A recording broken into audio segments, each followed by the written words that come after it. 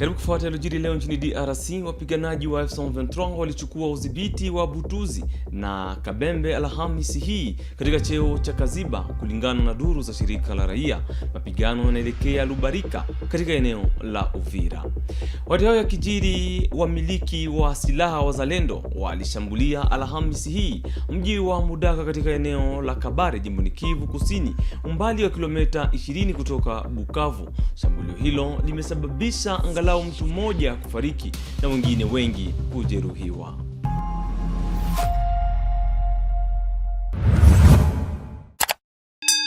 Wapiganaji wa M23 walichukua Alhamisi hii udhibiti wa Butuzi na Kabembe, kulingana na duru za shirika la raia. Mapigano yanaelekea Lubarika kwa sasa. Mapigano yalirudi asubuhi mapema Kaziba, ambapo risasi nzito na nyepesi zilisikika. Jeshi linasambazia makazi ya M23 kwa ndege za kivita. Depuis le matin, je vous ai dit que les M23 ont pris presque toutes les positions que les FARDC avaient. Et maintenant même, il y a un véhicule qui venait de descendre dans un groupement où les M23 n'avaient pas encore franchi. Parce qu'ici, dans les 15 groupements, il y a des groupements qui n'étaient pas encore récupérés par les éléments du M23. Et après la chasse des FARDC, les M23 ont pu récupérer ces deux groupements. Donc maintenant, il y a leurs véhicules qui descendent dans ces groupements. Et c'est ces groupements qui sont proches de la plaine.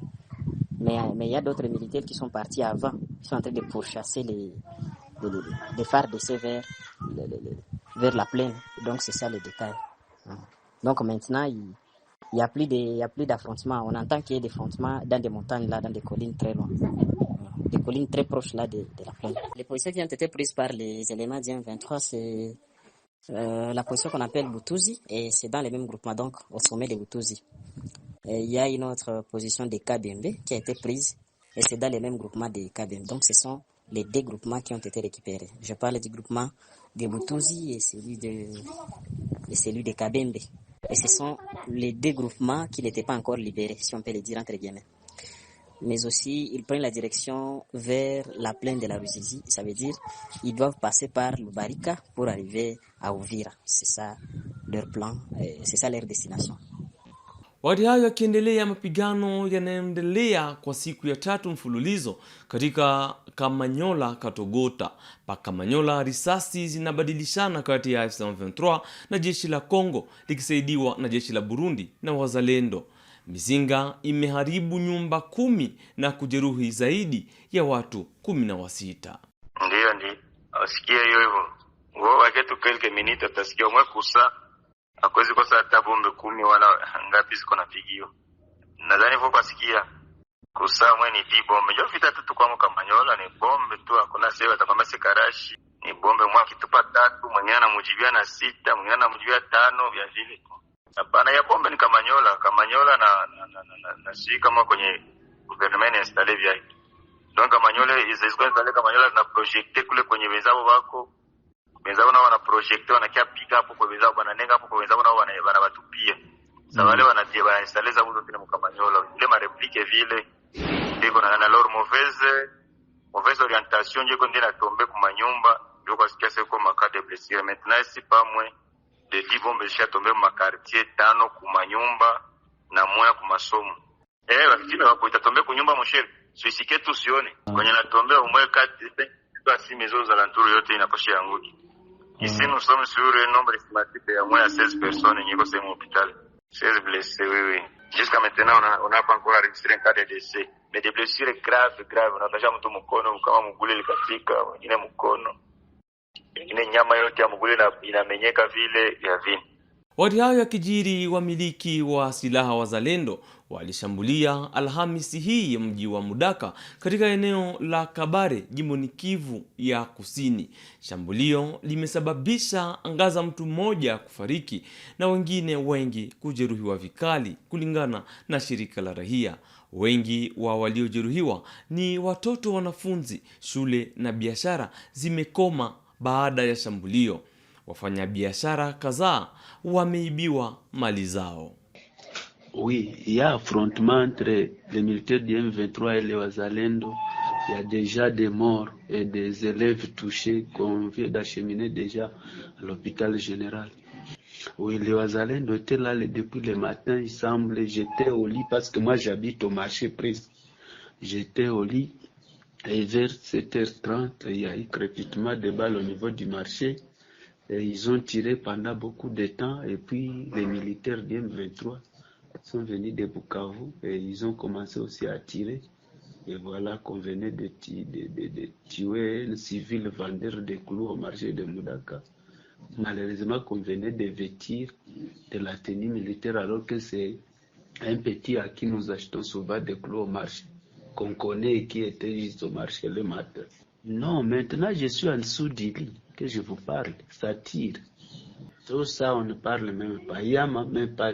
Beaucoup de gens ont perdu parce qu'ils commençaient à étaler au marché. Ils ont perdu leurs marchandises et certaines marchandises ont été pillées par des délinquants et autres. Et ils ont perdu beaucoup d'argent maintenant. Shirika kadhaa za kiraia nchini DRC zinaomba kuwepo kwa mazungumzo ya kitaifa haraka. Wanaiomba jumuiya ya kimataifa kuunda mazingira mazuri huku kutegemewa kusainiwa makubaliano ya amani kati ya Felix Tshisekedi na Paul Kagame chini ya usuluhishi wa Marekani. Mashirika haya yanasema kwamba michakato ya Washington na Doha haijamaliza vurugu na vita. A des causes endogènes et exogènes. On ne peut pas vouloir résoudre la crise en essayant d'ignorer ou d'occulter les causes endogènes de cette crise, parmi lesquelles il y a la question de la qualité de la gouvernance, qui alimente d'ailleurs la crise sur le plan interne. Il y a aussi la question épineuse de légitimité des animateurs des institutions qui n'a jamais, parce qu'on sait qu'on a eu des élections et lesquelles élections ont été contestées, les résultats on les sait, et donc les causes de cette crise sont profondes, elles sont aussi endogènes. Il n'y a pas que des causes exogènes liées à l'agression de notre pays par les Rwandais.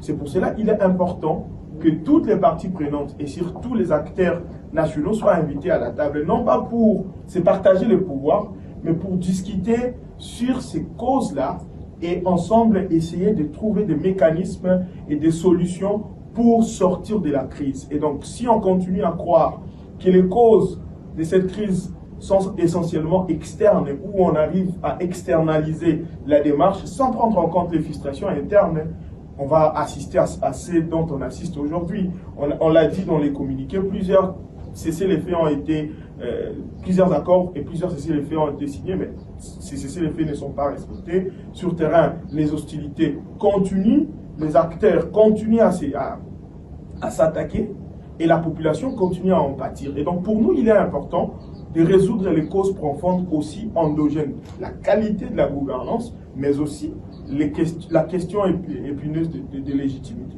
Et donc ce n'est pas un accord pour le partage du pouvoir, mais c'est un accord qui va dans le sens d'une thérapie adaptée aux problèmes et à la situation que notre pays est en train de traverser.